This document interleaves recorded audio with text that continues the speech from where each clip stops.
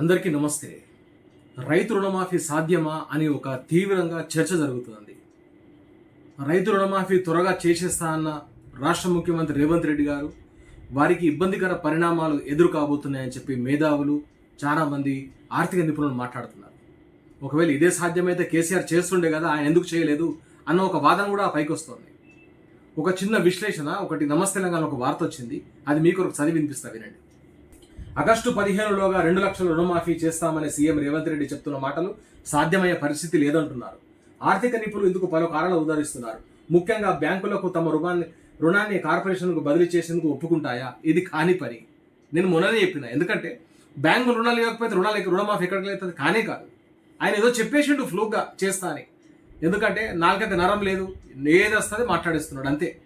అది అవుతుందా కాదా, మరి దానివల్ల సాధ్యాసాధ్యాలు ఎలా ఉన్నాయి, అది ఏ ఆలోచన లేదు. ఏ దోస్తే చెప్పేయడమే. ఒకవేళ అంగీకరిస్తే ₹40,000 కోట్ల భారీ రుణాన్ని బ్యాంకులు ఒకసారి బదిలీ చేసేందుకు వీలుంటుందా? చాలా పెద్ద మొత్తంలో రుణం ఇది, 40,000 కోట్లు అంటే. ఆర్బీఐ అనుమతి తప్పనిసరిగా అవసరమవుతోందని అంటున్నారు.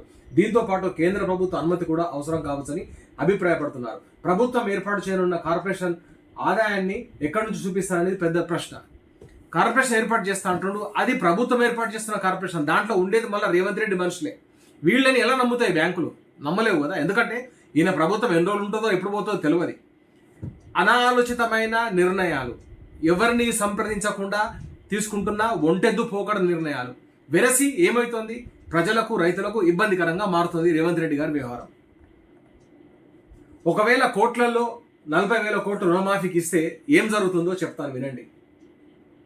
ప్రస్తుత రాష్ట్ర జీడిపి 14 లక్షల కోట్లు. ఈ లెక్కన ఈ ఆర్థిక సంవత్సరంలో 52,000 కోట్ల రుణం తీసుకునేందుకు వెసులుబాటు ఉన్నది. ఇందులో ఒక రుణమాఫీకే 40,000 కోట్లు వినియోగిస్తే ఇక మిగిలేది 12,000 కోట్లే. ఎట్లయితే చెప్పండి? మన జీడిపికే మించి అప్పులు చేస్తే అది సాధ్యమా? రుణమాఫీ అనేది సాధ్యం కానే కాదు. రేవంత్ రెడ్డి గారు పప్పులో కాలేసిర్రు. తీవ్రమైన ఇబ్బందులు ఎదుర్కోబోతోంది తెలంగాణ రాష్ట్ర రైతాంగం.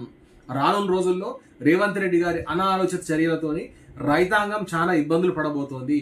ఓట్ల కొరకు, సీట్ల కొరకు కేసీఆర్ని తప్పుడుగా బూచిగా చూపించి మేము రుణమాఫీ చేస్తాం, మీరు పోయి తీసుకొచ్చుకొని 2 లక్షలు 9 నాడు నేను చేస్తా అన్నాడు.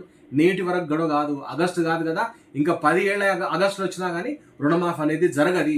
ఒకవేళ రుణమాఫీ జరిగేది ఉంటే కేసీఆర్ చేస్తుంటే కదా, ఆయనతో సాధ్యమే కాదు. మొన్న ఆయనే చెప్పిండు, కేసీఆర్ చెప్పిండు ఓపెన్గా, అది అంత ఈజీగా కాదండి రుణమాఫీ అనేది అన్నాడు. ఎందుకంటే ఆయనకున్న అనుభవం.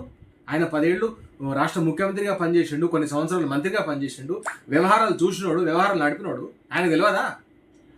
ఆయనకంటే పోటుగాడు రేవంత్ రెడ్డి. తప్పుడుతో పట్టిస్తున్నాడు రేవంత్ రెడ్డి గారు. ప్రజలు గమనిస్తున్నారు. ఇటువంటి వార్తలు, విశ్లేషణలు వస్తే రేవంత్ రెడ్డి బండారా మొత్తం బయటపడుతుంది. జై తెలంగాణ.